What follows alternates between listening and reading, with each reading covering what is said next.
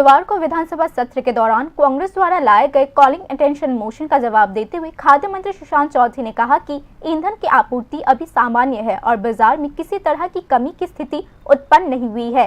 चाहे बात LPG cylinder की हो या पेट्रोल या डीजल की, हर जगह पर्याप्त भंडार उपलब्ध है, इसीलिए आम जनता को घबराने की कोई जरूरत नहीं है। खाद्य मंत्री सुशांत चौधरी ने जोर देते हुए कहा।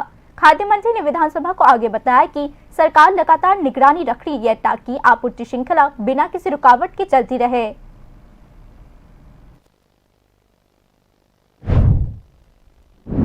महोदय, माननीय सदस्य गोपाल चंद्र राय जे कलिंग अटेंशन नोटिस এনেছেন রান্নার গ্যাসের অস্বাভাবিক মূল্য বৃদ্ধিতে রাজ্য সরকারের ভর্তুকির বিবেচনা সম্পর্কে গতকাল এই বিষয়ে আলোচনা হয়েছে এবং আমি ক্যাটাগরিক্যালি বলেছি যে একটা উদাহরণ দিন যে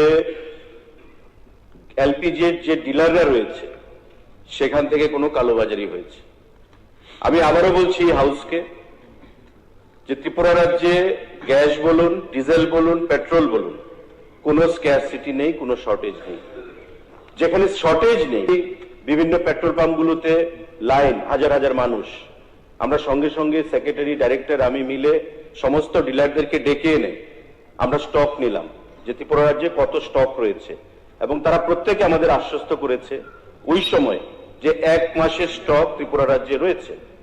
পরবর্তী সময় মাননীয় বিরোধী দলনেতা আমাকে ফোনের মাধ্যমে বোধজংনগরের একটা বিষয় নিয়ে বলেছিলেন যে এখানে লোডিং আনলোডিং এ লেট হচ্ছে, তাই কালোবাজারি হয়তো শুরু হতে পারে।